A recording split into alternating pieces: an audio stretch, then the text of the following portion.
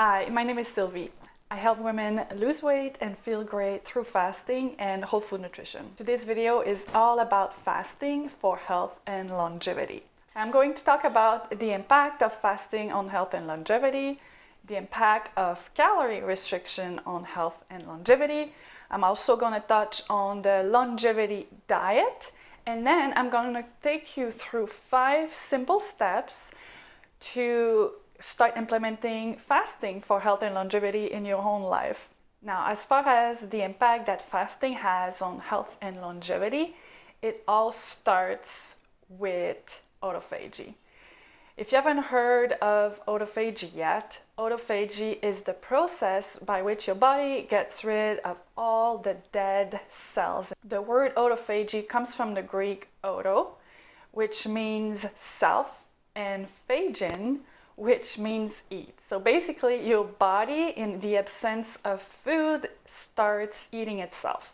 And don't worry, it's not as scary as it may sound, because it's just getting rid of damaged and redundant cells. So it contributes to inhibiting cancer cells and aging. It also helps eliminate pathogens and clean the inside of your cell walls. So really, autophagy is something you want. Have you ever wondered how fasting activates autophagy? Well, let me give you a quick explanation of how the whole process happens. When you are in a well-fed state, your cells are in a growth mode. They are synthesizing protein and dividing. But when you are fasting, your body starts protecting itself from this perceived stress by changing the expression of your genes. Your body will turn on genes that are related to fat metabolism, stress resistance, and cell damage. Furthermore, some of your fat cells will be turned into ketone bodies, which help reduce inflammation and produce energy. Fasting anywhere from 12 to 24 hours starts activating autophagy. There's a large body of evidence that connects fasting with improved blood sugar, reduced inflammation, weight loss, and improved brain function. So besides stimulating autophagy, fasting also helps increase production of growth hormone. So after you clean out your body of all the damaged and dead cells, you have to replace it with something. So what your body starts doing is create new cells. It regenerates itself. So human growth hormone is essential to promote growth during childhood and to maintain tissues and organs afterward. It is produced by the pituitary gland. However, during middle age, the gland slowly reduces its human growth hormone production. Fortunately, fasting helps increase human growth hormone production. For example, a 5-day fast will increase your human growth hormone production by 300%. But you don't need to fast for 5 days. A 2-day fast will increase it 5-fold. But just so you know, fasting is not the only way to get these health and longevity benefit.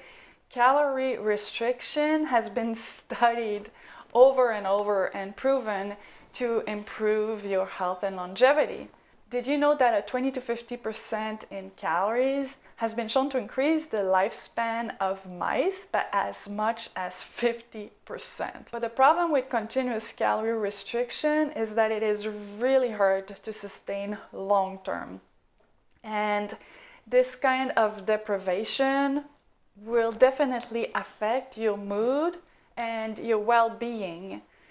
So not many people could sustain, let's say, 30% calorie restriction for more than a year and stay in a good mood. Fortunately, fasting is something that most people could sustain long-term, and it would yield the same benefits. Now, most of the data that we have on both fasting and calorie restriction are from studies done on mice. There are some small-scale studies done on humans, and they seem to demonstrate similar results. So from the small studies that we have, it seems that intermittent fasting can yield the same benefits as calorie restriction, and the results are very promising. Before I take you through 5 steps to start implementing fasting in your own life today, I just want to touch quickly on the longevity diet. I don't think we can talk about fasting and longevity without mentioning Dr. Walter Longo and his work. Dr. Walter Longo has been studying fasting and longevity for over 30 years. He is the author of a book called The Longevity Diet, and also he is the creator of the fasting mimicking diet. You may be aware that I love the fasting mimicking diet. I have been implementing it with great success in my own life. It's helped me reset my metabolism, get on track with my weight goals, and it's helped me really feel better than I have in years. And I'm really excited about his work. I really admire Dr. Walter Longo. And in his book, The Longevity Diet, he sets out a few principles that he has observed that you will be able to learn from as well. There's a few things that he's noticed that seem to be common throughout the people in the world that live longer and healthier. So let's go through these simple principles, and then I'll take you through the 5 steps that will help you achieve health and longevity through fasting. Number 1, he recommends you follow a pescatarian diet. So a pescatarian diet is mostly plant-based, but you can include 2 to 3 servings of low mercury fish. He recommends you avoid fish like tuna, swordfish, mackerel, and halibut because of their higher mercury content. Also, for those over the age of 65, he recommends you had other good sources of protein like eggs, some kinds of cheese like feta, and goat yogurt. Apart from that, he believes that we need a very low amount of protein, and that actually a low amount of protein is optimal.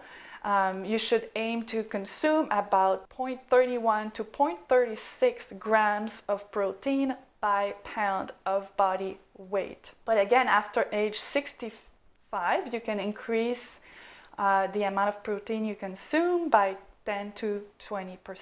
Also, he recommends you minimize bad fats and sugars, and that instead you consume healthy fats and complex carbs. Your fats should come from olive oil, salmon, almonds, and walnuts. And for carbs, consume whole bread, legumes, and vegetables. Limit pasta, rice, bread, fruit, and fruit juices, which are easily converted into sugars. He also recommends that you supplement wisely. Make sure you choose nutrient-dense foods, and also find a good multivitamin and mineral supplement. And also he recommends an omega-3 supplement. Eat a variety of food from your ancestry. So as far as food sensitivities go, he believes that if you choose foods that are more common in your ancestry, you are reducing the likelihood of food sensitivities, because various people in the world have grown accustomed to certain foods, and so you should try to stick to those foods. Eat twice a day plus a snack. So 3 meals a day is too much for most people, and it takes only a few extra calories a day to start gaining weight. For example, if you eat only 10 extra calories at each meal, that comes to about 30 calories a day. Well, that's enough to gain 3 pounds a year. So really, you have to be extra vigilant. Most people underestimate how many calories they are eating, and 2 meals a day is enough for most of you. That's probably one of the reasons why intermittent fasting is so great, because that's what you're basically doing. You're cutting down from 3 meals to 2 meals a day. He also recommends time-restricted eating, which is another term for intermittent fasting. However, he's a bit reluctant to recommend an 18-hour fast each day. he recommends that you stick to 12 hours, but then I think we're all individual, and the reason he is cautious with longer fasting windows is the lack of research. So you have to make your own personal decision on that. He also recommends that you practice prolonged fasting a few times a year, and that's why he came up with the fasting mimicking diet. Water fast, 5-day water fast may not be very achievable for the average person, but the fasting mimicking diet is something that most of us could manage to do at least twice a year. And lastly, he recommends that you maintain a healthy weight and waist circumference. We all talk about the weight. We all know that a healthy weight is important. However, we don't hear as much about the waist circumference, but a higher waist circumference is associated with many health issues, including increased diabetes, hypertension, high cholesterol, and heart disease. In the description below, I've included the link to my blog post about the whole topic of fasting for health and longevity, and there you will find information to help you decide what a healthy waist circumference would be, depending on your height. Now, if you've decided that you are ready to start implementing fasting for health and longevity in your own life, let me help you get started. So number one, it's helpful if you set a goal. I would like you to set an achievable and measurable goal. For many of you, weight loss is an obvious one. So you can set a goal to lose, say, a pound a week, and then you can decide and readjust your approach depending on how you are staying on track with that. But you can also set other goals, like, for example, we just talked about waist circumference, so it could be to lose a certain number of inches from your waist, or you could decide to use your blood panels as a goal. Let's say you have high cholesterol, you could decide that you want to bring your cholesterol level back to the normal range. Number two, you are going to pick your fasting method. Maybe you're going to decide to just follow a 12-hour fasting window. Maybe you'll choose to do the fasting mimicking diet once a month for 3 months. Whatever it is, pick an approach and then get started with this. You can always readjust and experiment later. I also want to encourage you to check the link in the description below. I have a quiz called What is Your Fasting Personality? And that'll help you get started, because not only it'll help you which fasting approach would be great for you, but also when you take the quiz, I'm going to send you 3 quick start guides that you can use for any of the fasting approaches. Number 3, you need to decide what to eat. So we have mentioned what Dr. Valter Longo recommends you use as your diet. You can follow that if you want some great tasting recipes that follow this principle. I recommend Dr. Joel Fuhrman's and his recipe books. He has one that's called Eat to Live, Quick and Easy. It's one of my favorite recipe books that is heavily plant-based. So you could look into that. Or you could, if you feel that you want to follow a clean ketogenic diet, you could do that, a paleo diet, whatever you decide, pick what you're going to eat. Make sure that it's whole food based. If you go vegan, for example, or even paleo, whatever approach you choose, don't fill up on store-bought snacks and treats. Just make sure you are eating whole foods, simple meals, and that most of your food intake comes from home-cooked meals that are free from preservatives, sugar, vegetable oils, all the things that will cause inflammation and that will contribute to not reaching your health goals. Number 4, track your progress. So now we talked about setting your goal. After maybe a month, now it's time to check on your goal and see if you're on track. I wouldn't start worrying that you're not losing weight after a week. Really, you need to stick with it for a month before you reevaluate. But after a month, if you haven't lost any weight or any inches from your waist, if your cholesterol is still bad, you need to readjust either your fasting approach, either the foods that you have been eating. It's going to be time to start experimenting more and troubleshooting, which is number 5. So number 5 is all about troubleshooting. If you are not progressing, you need to determine why you're not progressing. And as you are doing this, I want you to start learning to really listen to your body. If you feel miserable before the 1 month mark, it's okay to play around with different fasting methods. I have lots of information on my website and on my channel about the different fasting method and how fasting will impact women differently than men.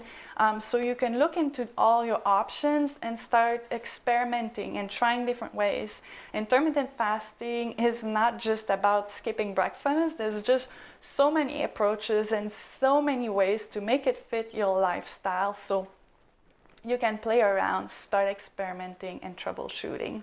So in summary, fasting, even though it gives you similar benefits as continuous calorie restriction, I believe it is superior to continuous calorie restriction when it comes to achieving your health and longevity goals.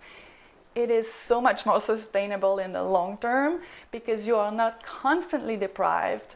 You get to enjoy the things you want to enjoy, but just during the certain predetermined windows, and that's just enough to keep you going. I'm so grateful I've discovered the world of fasting. I started a whole blog about it, and that's why I've been making so many videos on the topic. And if you enjoy learning about fasting and all its health benefits, don't forget to subscribe to my channel, and thanks for watching.